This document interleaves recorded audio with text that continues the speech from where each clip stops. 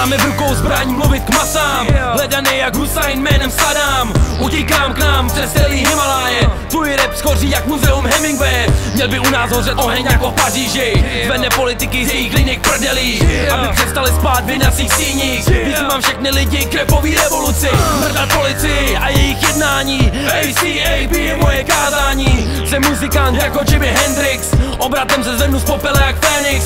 Každý mě poslouchá, každý chce vědět víc, každý chce vědět pravdu a na tom záleží. Jsme ortodoxní tým, co vytváří numero uno hity jako je Billie Jean. Mám tvrdý rýmy jako roundkicky Buaka, udělám z dekla normálního chudáka. Řekl jsem vám, že freestyle nedávám, nikdo mi nevěřil, tak jsem se vyhlásil. Když jsem ho vyhrál, tak prej podvádím. Co se to děje, nikomu už nevěřím. Máš hardkorovou crew, na to ti seru. Já mám fanatický fanoušky, který tě zničí. Marpokalypsa,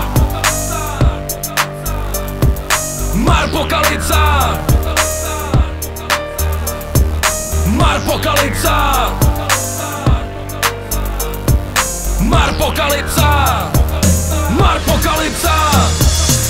Tvůj battle nemá na můj dur, seš out stejně jako Fred Durst.